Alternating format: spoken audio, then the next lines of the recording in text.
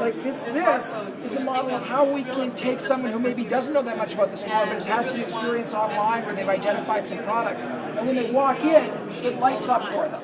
And it lights up in a way that has, is customized to me, but also useful for other people, and gives the opportunity for lots of people to sort of see their store in a more data nuanced way.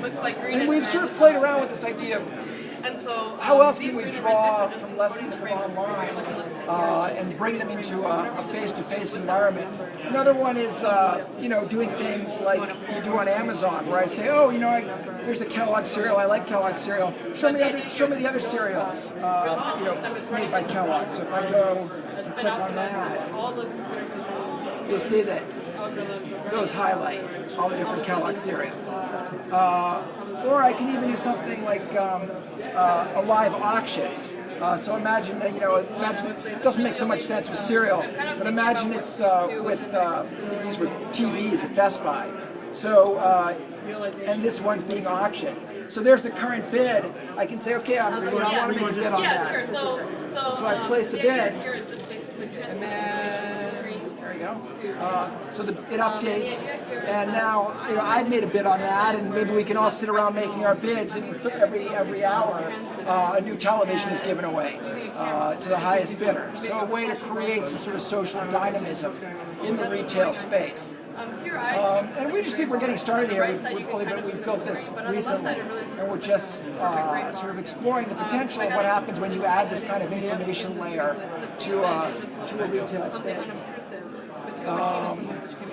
And if you want to try it, be my guest. If you have a QR code reader on your phone, just touch one and scan the code, and you can do it yourself.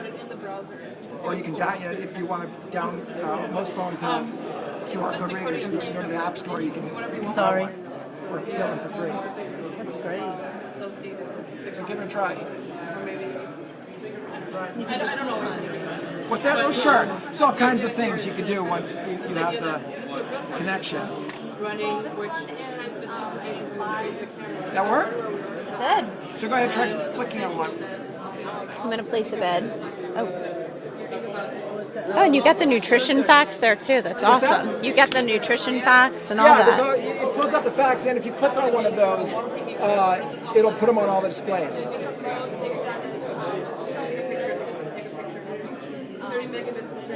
So just click on calories. Yep. Yeah.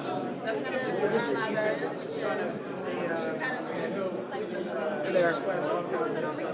It's amazing. All the displays up there. That's game changing. What's that? That's game changing. It's game changing. Exactly. That's what we strive for. I get $1 every time a sponsor uses the word game changing. Anyway, very high in calories.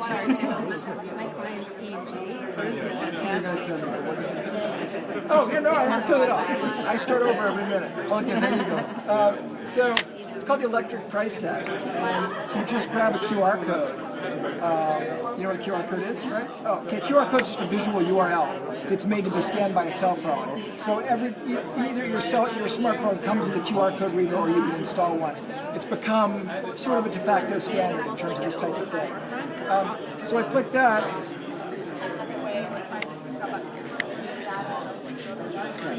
I scan it.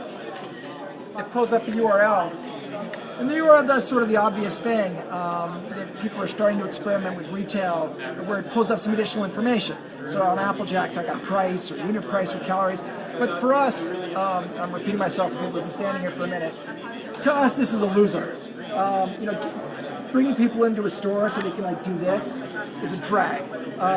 Why am I in the store if this is what it's about? I'll stay at home. It needs to be about this, and it needs to be about this. So instead, what we do is when I say, oh, well, that's interesting, sugar, 12 grams. How does that compare to other sugar? I click on it, and all the screens change. Or I click on gluten-free, and I can see, what's gluten-free. Or I go to sugar, and I say, okay, look, what I really want is to know how sugar compares to Apple Jacks. I'll change it to a heat map. So now, anything green is less sugar, and anything red is more sugar. Well, you can see almost everything has less sugar than Apple Jacks. So including the brightest green is original shredded wheat. It's 0 grams of sugar. So we can debate what the taste is like and whether that's a good way to look at cereal, and that's part of the fun. And then if someone else picks up their phone, they're live too. So it's democratic. It runs on the technology you brought. It's pretty low tech in that way. The big bet is thinking that there's it's going to be cheap enough to put displays in a ubiquitous way, and we certainly think that's going to be true in one way or another.